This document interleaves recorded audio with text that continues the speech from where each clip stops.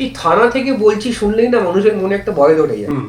তো এই মানুষের সাইকোলজিটা কাজে লাগিয়ে অপরাধীরা দেখলো যে আমরা চোরেরা যদি যখন পুলিশ সেজে, এবং শুধু সেজে নয়, মানে একদম ইউনিফর্ম পরে একটা সেট বানিয়ে ভিডিও কল করে মানুষকে বলছে যে আমরা থানা থেকে বলছি আপনি কিছু একটা অপরাধ করেছেন, আপনার এক্ষুনি আপনি অ্যারেস্ট হয়ে যাবেন। এবার অ্যারেস্ট হওয়া ভয়টা মানুষের মধ্যে মারাত্মক আছে।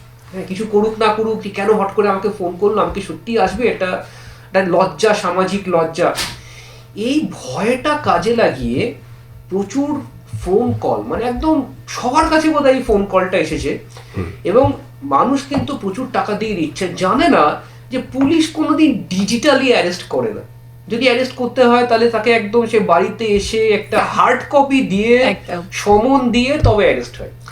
এইটা যেহেতু মানুষ জানে না, থানা থেকে বলছি করতে গিয়ে প্রচুর মানুষ কিন্তু ভয় পেয়ে টাকা দিয়ে দিয়েছে এবং সেই টাকাটা ফেরত পাওয়া যায়নি। এবং এটা একটা মজা আছে, এই যে ফোন কলগুলো আসছে সেগুলো ম্যাক্সিমাম কিন্তু বিদেশি নাম্বার থেকে আসে, মানে +92 +6। তো যখনই কোনো এমন একটা ইন্ডিয়ান নাম্বার নয় সেখান থেকে যদি আমার কাছে কোনো কল আসে, আমি প্রথমেই ওটা ডিসকানেক্ট করে দেবো, তুলবো না, বা তুলে একবার দেখে নেবো যে কে কল করেছে। যদি ভয় টয় দেখায়, ভয় পাওয়ার কোনো কারণ নেই, ওটাকে ব্লক করে দিলেই সবচেয়ে ভালো।